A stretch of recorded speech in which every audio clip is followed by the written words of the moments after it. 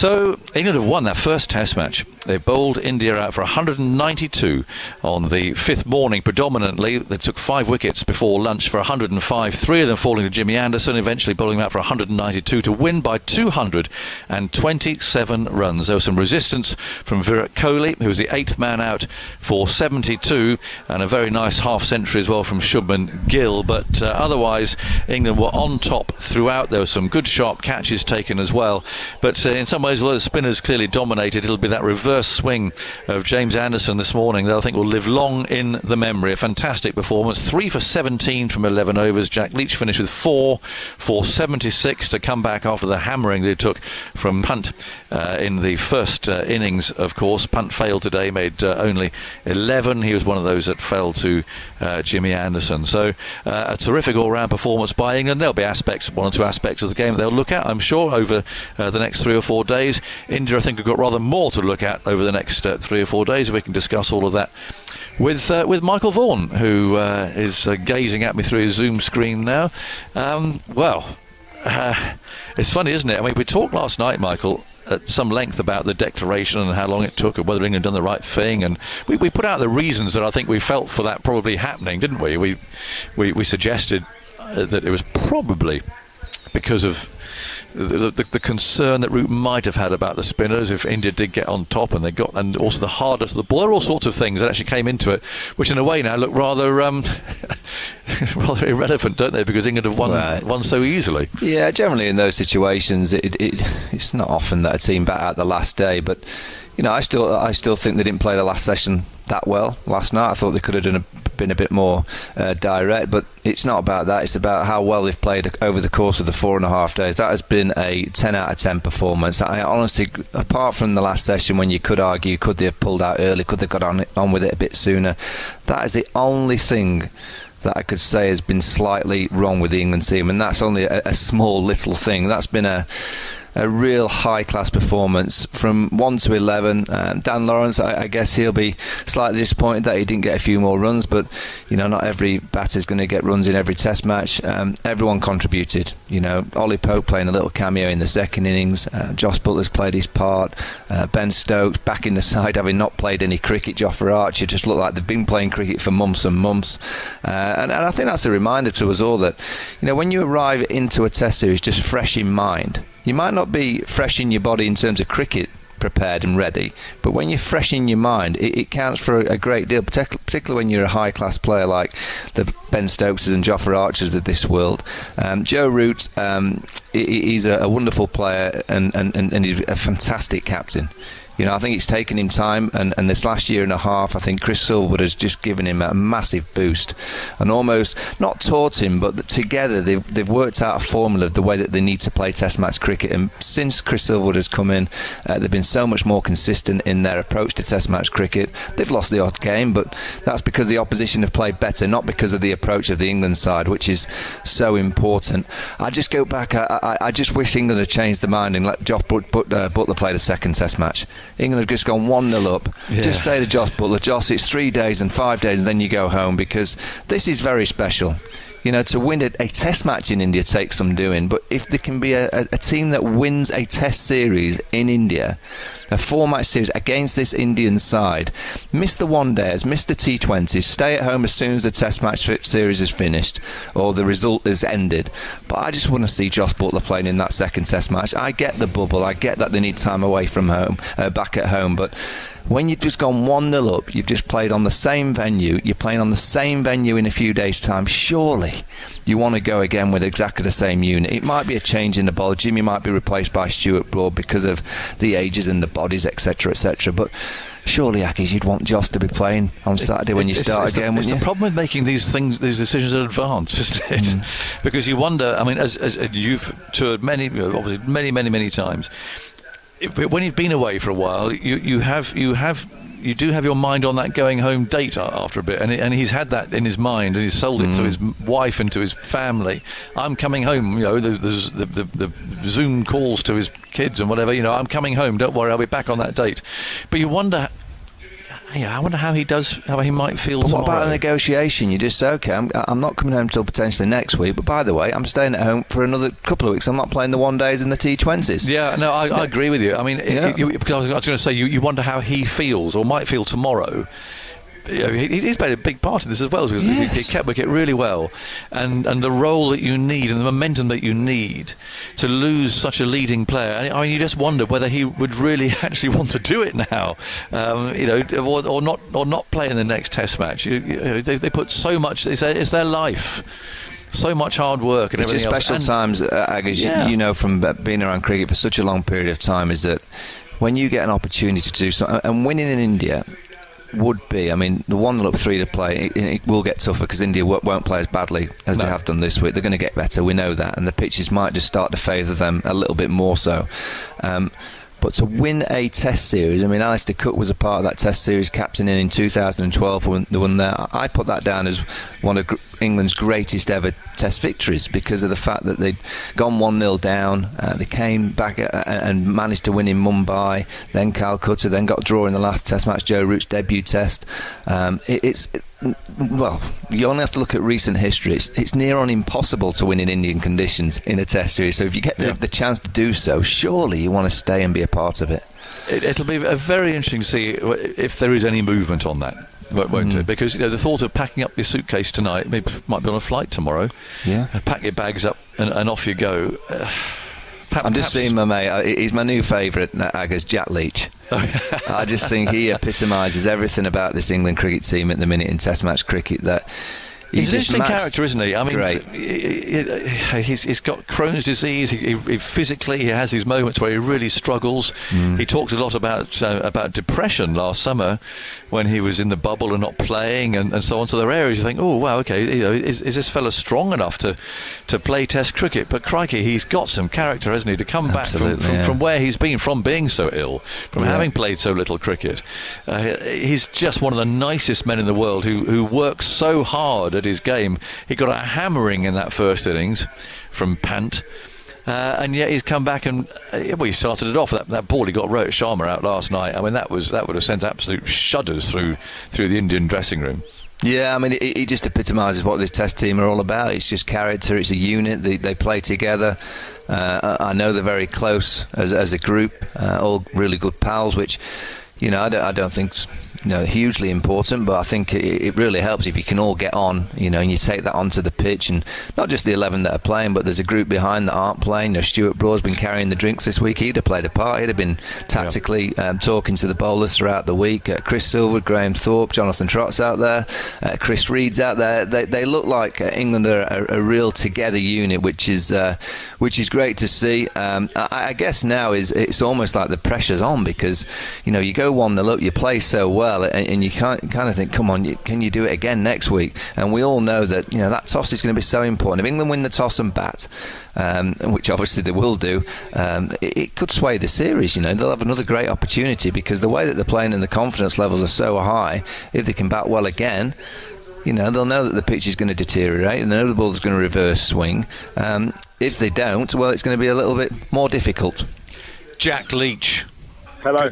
Well, good day to you. How is that? How do you feel?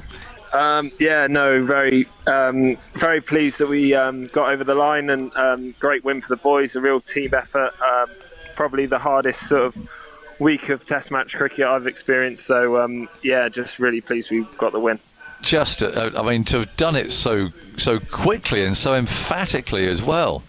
It's different sort of pace of cricket over here, I guess. The first few days, obviously we set that up with the bat, and I say Rooty and Sivers and Stokesy and all the other boys. So it's a great effort to get that big score, and that really set the game up for us.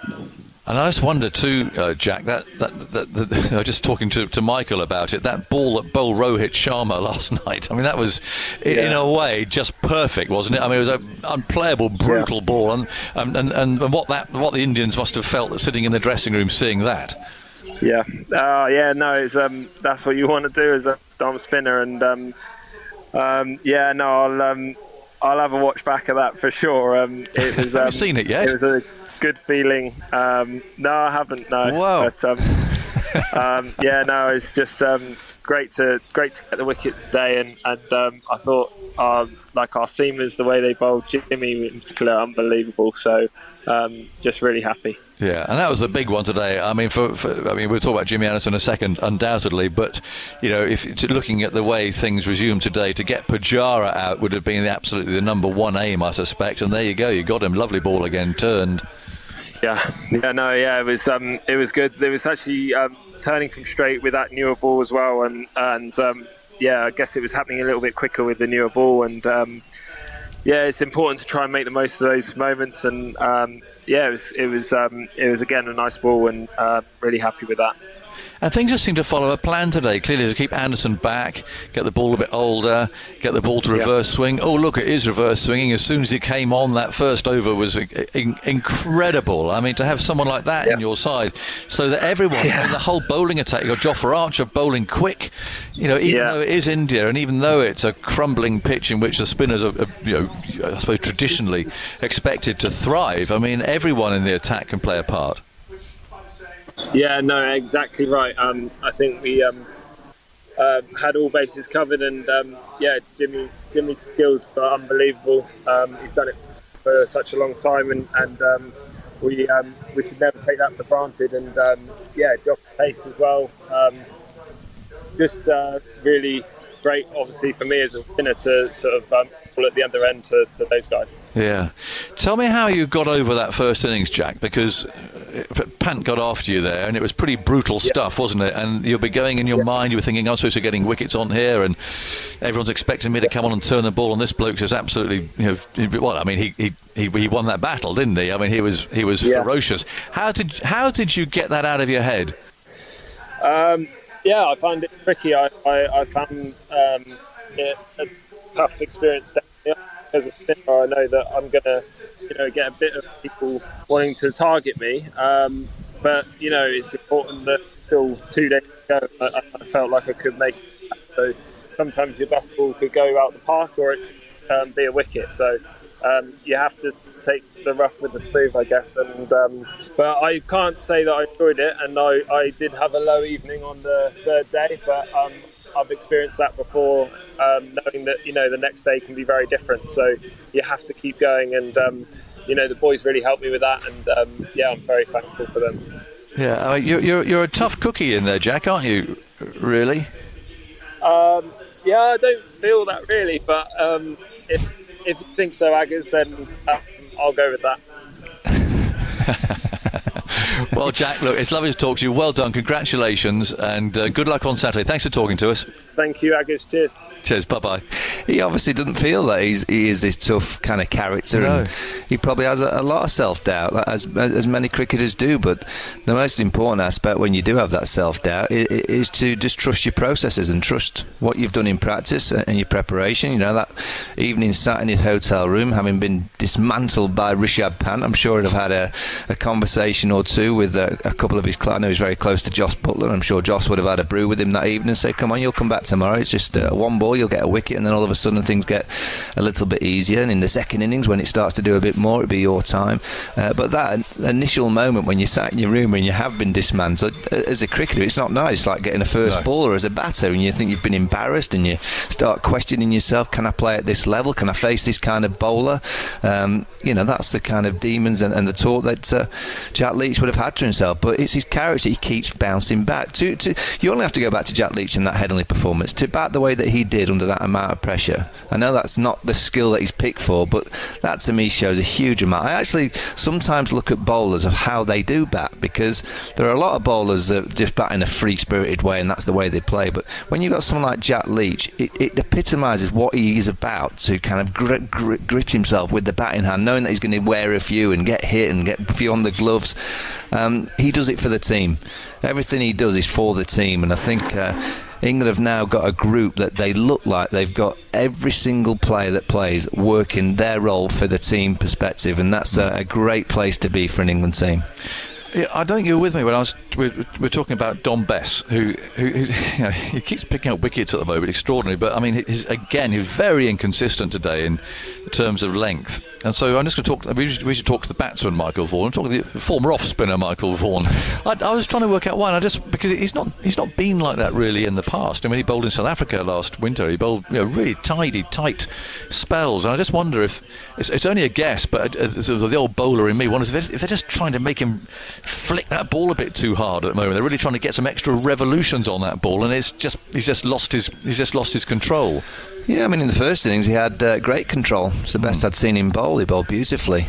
He had a bit of fortune with a couple of his wickets, but the second innings he obviously just had one of those spells that it didn't quite come out of the hand as well as he would have liked. And I guess when you're bowling for someone like Virat Kohli, you can freeze up a little bit, and get a bit intimidated. He's a young off spinner. He's a work in progress. England have to stick with him, though, I guess. They've got to keep going with him because at the minute he's on a roll and he's getting wickets with balls where on other occasions you'd suggest that the ball deserves to go out of the ground, and they may start to do so if he keeps continuously bowling some really bad deliveries. But England have got to keep sticking with him. He's got, again, like Jack Leach, a great character.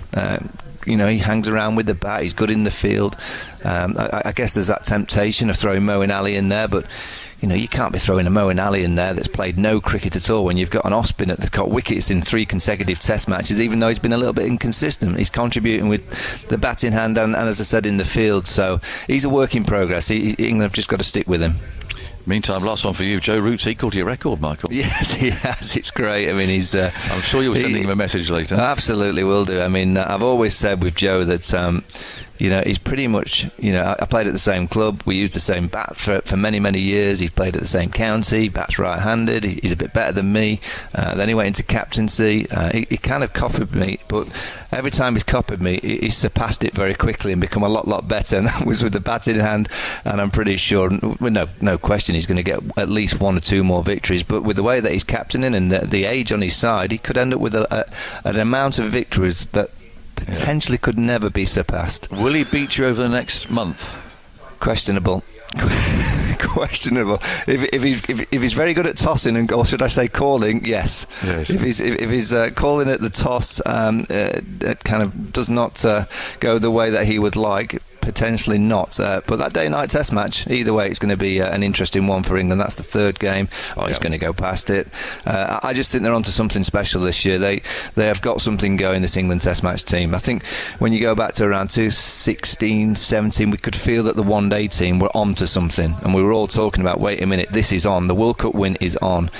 This is the first time I'm looking at this team and thinking, wait a minute, this year it's on. It's definitely on. Beating India at home, they do that anyway and have done for the last couple of times. But that Australia Ashes at the end of the year that we're all looking at, I know this is very, very important in India, but we all want those Ashes back. And realistically, this is the time that we start looking at the England team and go, it could be on. They're getting something going, Aggers.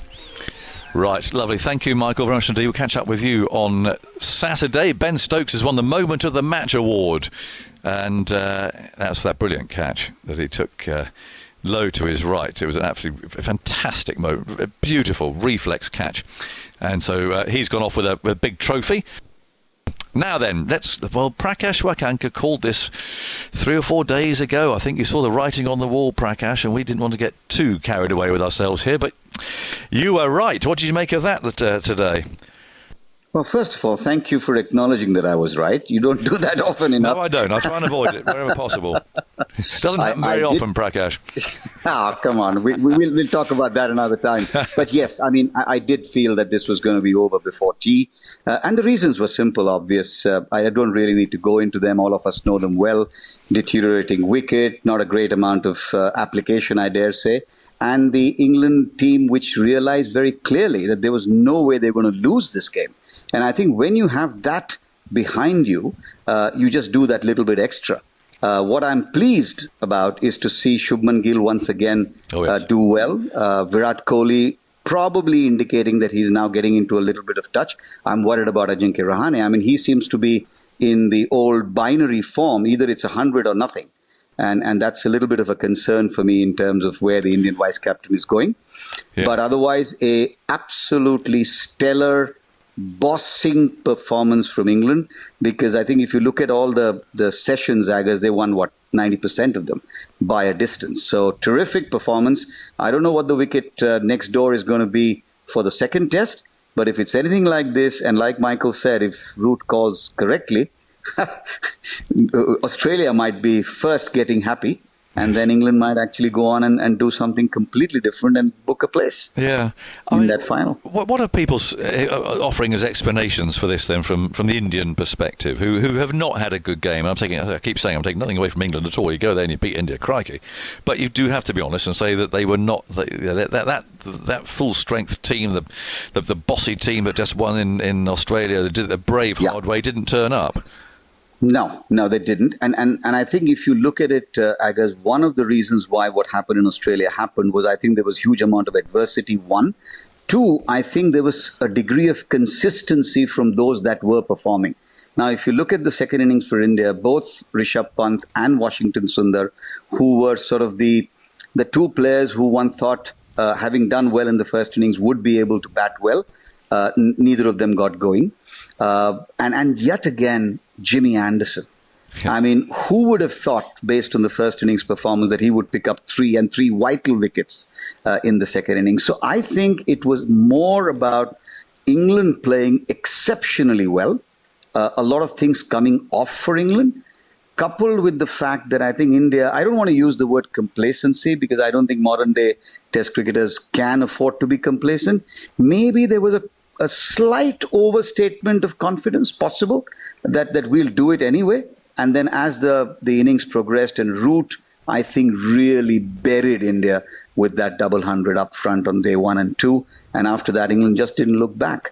India will have some middle order concerns. Well, they will. I mean, just to go through what the sort of things they might talk about. I mean, there is that question of Kuldeep Yadav, whether he should have played and whether he'll play in the next one or not, instead of Washington Sundar, who of course scored, batted really well in the first innings. As Pant, who looks such an amazing batsman, he shouldn't be happy with the way that he got out in the second innings, and his keeping is obviously a little bit dicey at the moment. I mean, you can see you can see there are areas that people, because there will be a reaction in India to this, of course, and I suspect those two particularly are going to be the areas that the finger will be pointing. Yes, so I'll be very surprised if Shadab Nadeem plays the second test, frankly, because while taking nothing away from the gentleman, the fact is I think he didn't pull his weight either with bat or ball in the test match. It's difficult to replace Washington Sundar. Who do you play in his stead? I wonder, I don't think they have the courage to let Rohit Sharma sit out, though personally I would love to see KL Rahul back in the squad because he is good, he's solid, but I think they'll persist with the top 4. I can't see Rahane making way for anybody.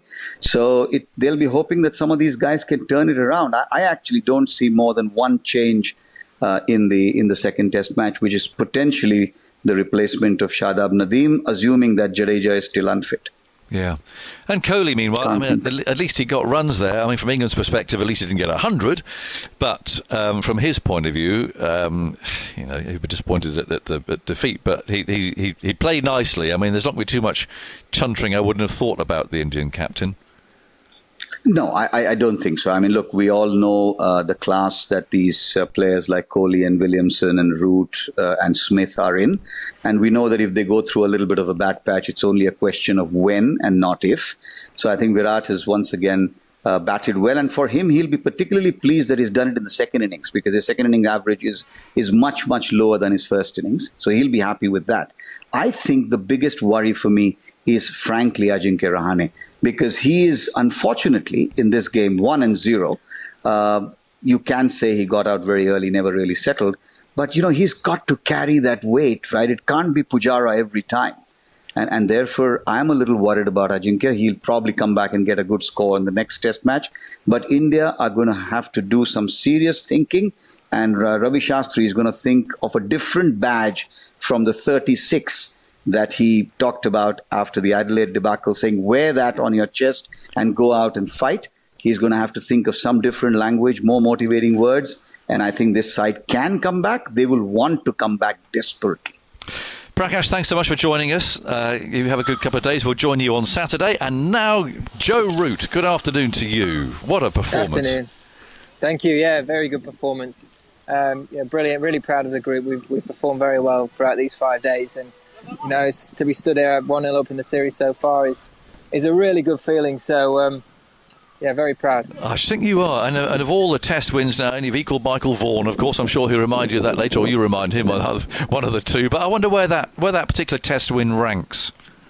I'm sure it'd be right up there.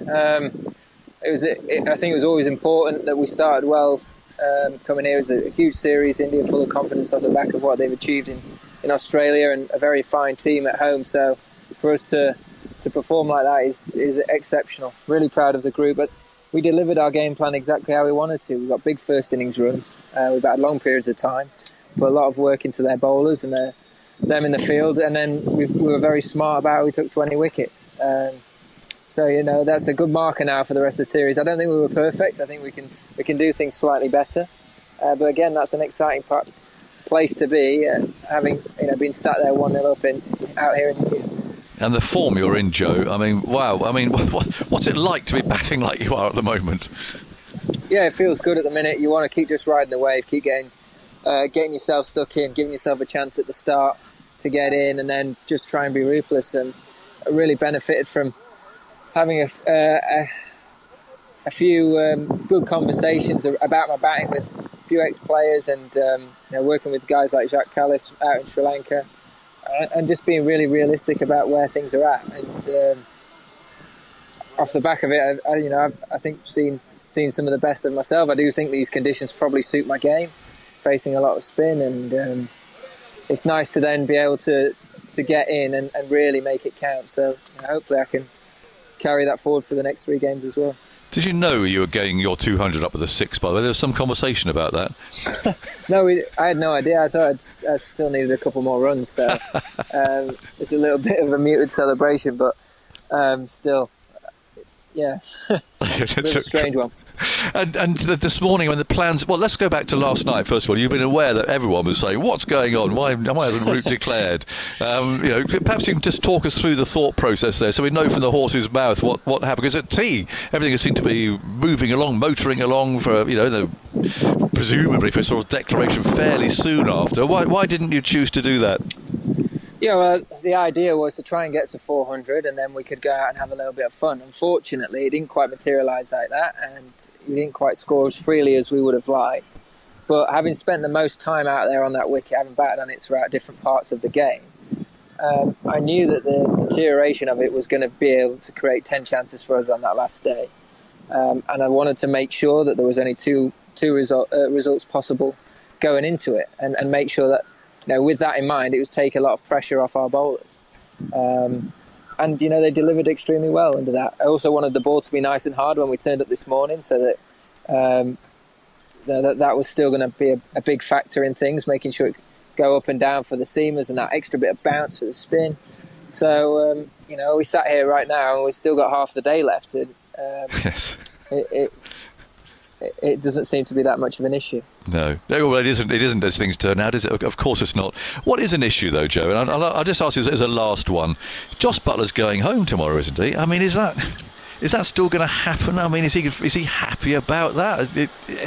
I know why. We've been through it, but it just seems you win one up, and what it must be like in the dressing room and so on. I mean, is there any inclination for him to stay? Yeah, look, it's a little bit frustrating, but it's where we are. In the current times that we're in. As a captain, of course, you want all the best players available for every single game. And we found that throughout this winter that's not going to be possible. We've got guys currently at home that may have featured within this squad and within this game, but that's part and parcel of this sort of COVID times that we're playing in right now. And all we've got to do is make sure we make the most of the opportunities we get. Guys, when they are playing, they make sure that they take that chance and they put in performances. And you know what, Joss's 3 test matches out in these conditions, you talk about keepers being instrumental and having such an influence on games. I thought his performances in these 3 test matches have been exceptional. That's probably the best we've ever seen him keep. So Really pleased for him, and of course, I'm sure he'd love to stay out here, but at the same time, he's got to rest up and make sure that when he gets his chance to play for England again, he's fresh and ready to go and performing at his absolute best. Many congratulations, Joe. It was wonderful watching you back. Thank you, and congratulations to the team for that outstanding win. And thank you for talking to us. Talk to you soon. Cheers. Thanks, Aggers. Bye-bye, Speak Joe. to you soon. Thank you. There you go. That's the explanation from the horse's mouth about yesterday afternoon. And as he said, mid-afternoon, it kind of doesn't matter anymore, does it? But it was an interesting talking point at the time. Andy Zoltzman, let's finish with one or two little bits and pieces from you. Well, England's 6th consecutive away victory. It's now their joint second longest run of consecutive victories away from home. You've got to go back to before the First World War for the other two. They won 7 in a row, 4 in Australia and then 3 in South Africa from 1911 to 1914. And before that, back in the 1880s, they won 4 in Australia and then 2 against a very weak South Africa in tests that I think were only retrospectively given test status. So, yes, this is England's best run away from home since the First World War. Jack Leach's fascinating second innings stats. The one thing I really liked today statistically was him getting Pujara out. Pujara hadn't been dismissed by a left-arm finger spinner since February 2017. In that time, he'd scored 375 runs without being dismissed by left-arm spinners in something like 140 overs of left-arm spin. It's only the 6th time a left-arm finger spinner has dismissed Pujara in his career. He averages almost 140 against left-arm spin. So that was a key wicket for England. And Leach in second innings, we've been looking at his second innings statistics. He now averages 20.0 in second innings of Test matches, 36 wickets in 11 innings. In fourth innings, he's now taken at least 3 wickets in his last 6 fourth innings in a row. And in terms of his second innings average, looked at all spinners around the world in the last 50 years, going back to 1970. There are 77 spinners who've taken 25 or more wickets in the second innings of Tests in that time. Only one has a better second innings average than Jack Leach currently has, and that is Colin Funky Miller, who played for Australia around about the turn of the millennium. He averaged 41 wickets in second innings. Leach is ahead of Muralitharan.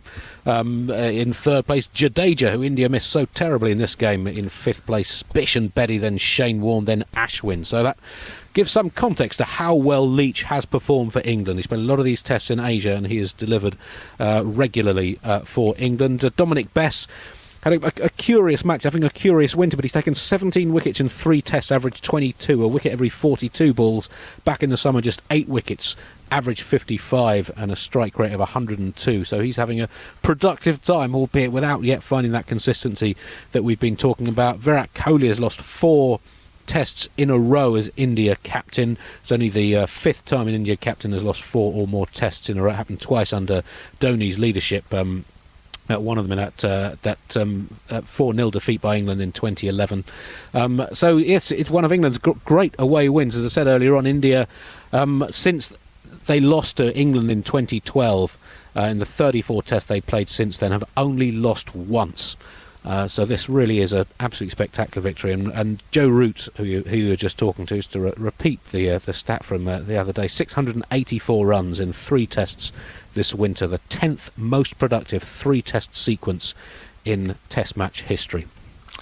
And not a bad way to celebrate your 100th test, is it? There we go. No, and Jimmy Anderson as well is the first bowler to bowl out 2 Indian top 6 players since Mackay and Tini in 2008. And his last 3 overseas tests, 1 test in South Africa last winter and 2 tests this winter, 18 wickets, average 9. And we looked at his last 66 tests. He's averaging 21. It's a story of absolutely remarkable improvement over his career. Follow England's Tour of India via the TMS podcast with a new episode at the end of each day's play. Thanks, Andy. In a while we'll get the reaction from Virat Kohli, but let's hear from Jimmy Anderson first, though. He bowled a superb over to dismiss Shubman Gill and Ajinkya Rahane. I didn't really do anything out of the ordinary from the plans that we had. I just got lucky really with a couple that hit there was some bare patches, had a bit of reverse as well. So we knew that we just had to keep hitting those areas as much as possible, and hopefully we'd get a couple to keep low or deviate, and we got 3 or 4 throughout the day to do that. So a bit of luck involved as well, but I was happy with how it went. To be honest, I was more expecting maybe an LB or some, one to keep low, or maybe even a caught mid-wicket with one that's stuck in the pitch a little bit. But it's always nice to see the stumps cartwheeling out of the ground. It doesn't happen very often at my age, so really happy that it did today. And it's just it sort of tops off a really good performance throughout the 5 days. I thought it was a really solid and complete performance from the whole team. Let's hear from the Indian captain, Virat Kohli. I think the test probably shifted in their favour when we batted in the first innings. Because we were looking to bat long and we were not able to do that, and I don't think there was enough application shown by us as a batting unit, something that we take a lot of pride in. We look, these milestones and all these kind of things is not something that we think about. We think partnerships, and we think putting the team into good positions. So whether someone has scored a century or not in the last 5 games is not something that matters to us. We want to be able to have long partnerships, and in that process, if people get to a big milestone and carry on, it's good. Even if someone had gotten 100 in either innings, still we were pretty much behind the game. So that's what we need to understand, rather than thinking about milestones and what we haven't been able to achieve as batsmen in terms of scoring centuries and all that stuff. For us, it's about trying to win a game of cricket, and if we need to play solid cricket, we should be able to do that as batsmen as well. There's just not one way to play the game, and as a batting unit, we understand that quite well, and our endeavour in the future games is going to be long partnerships and not necessarily focus on getting 100 as individuals. So we don't jump the gun, we don't come to conclusions too early as a side. For us, the focus is the next test match and bouncing back into the series, and something that we take a lot of pride in as a team. So our focus is going to be that what's said on the outside, what is perceived, what is being discussed is something that doesn't bother us at all. We've never really focused on that, and we won't do that moving forward as well as a team. And you could say they are well prepared, but if to say they are better prepared than us in our own conditions is not an accurate assessment, because I feel that if you look at the second innings when the ball was really turning and bouncing, both the sides were pretty much similar in terms of how they went about their second innings, and I think more of that challenge in the future games.